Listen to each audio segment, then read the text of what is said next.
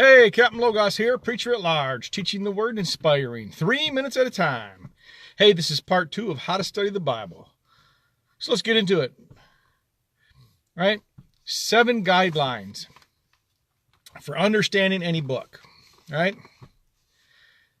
These would be the key to understanding Scripture and making correct application for today. Because you can't, sometimes it's not a one-for-one application, right? You got to make sure you know what it really means to the person it was spoke to, and then you'll be able to understand how to apply it to your life, right?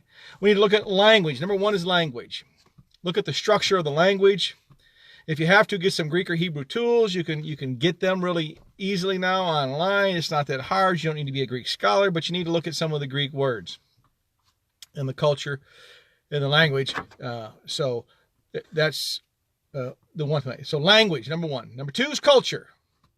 Do some studies in the people that you're looking at. If it's the Jewish people, if it's the Canaanites, if it's the Babylonians, whoever the verses are about, do a quick study on their culture. Understand their culture, because understanding their culture is a big part of understanding how to make application to correctly. Right? The other thing is, number 3 is history.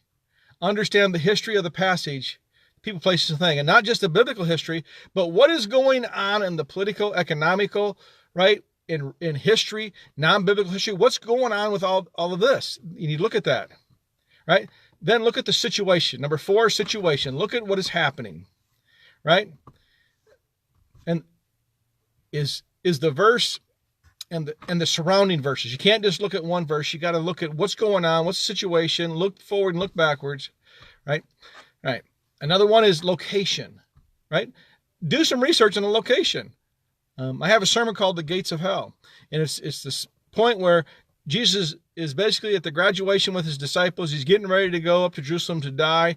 He takes them to Caesarea Philippi. He asks them, "Who do men say that I am?" But if you don't know where he's standing, there's a whole lot that you're not understanding that you're not going to get from the Bible. You have to understand Caesarea Philippi, and the place that they are standing is at the entrance to the gates of hell. They're in the midst of all sorts of pagan gods. And he asked them, "Who do men say that I am?" And the answer is, right, that Jesus told Peter was, "You are correct. This is not the Son. He's the Son of the living God." Not these dead gods where they're standing around, but you don't get that from the biblical account. You get that from a historical and cultural accounts, a little bit of archaeology, right? And oh, by the way, they're standing in a rocky spot. So when he says, "Upon this rock I'll build my church and the gates of hell shall not prevail," they're literally standing on rocks, right? There's a lot more in that verse than just what it appears, right? Person. Study the person. If there's a person in your verse, study that person. And number 7 is the purpose. Determine what the purpose of the author writing what he wrote to the people he wrote it to, so that you can then determine what the purpose is for you, right? Another thing we can do is read a text. When we read it several times, we read it with different focuses. What do I mean by that, right? We read a text, we see what immediately pops out at us. But maybe if we read the text and we wrote down a list of words, let's look at culture, right? And read it with an eye leaning towards culture. Let's look at missiology or missions, okay? And focus on what missional aspects are of this verse. And when we read it, focus on that, right? Let's, salvation, a whole host of different things we can have a focus. And if we read it with different focuses and think about different things intentionally when we read it, maybe we'll get some different understandings that will make a fuller understanding of what's going on, right? And the one thing that I do is I copy the verse, the chapter, into a Word document. I strip everything away, chapters, verses, punctuation, and then I read it straight up, line for line, and make my annotations on that, right? And the last thing I want to leave with you is a 30-minute exegesis, right? Which it's a 30-minute study. Here's what you should do for 30 minutes. For the first 3 minutes, pray. Pray for understanding.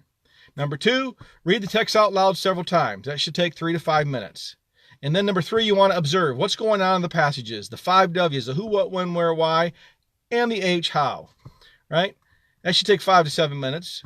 And then 4, you want to interpret. You want to look at what other authors are saying, some commentaries. You want to see if they understand it the same way you understand it, another 5 to 7 minutes.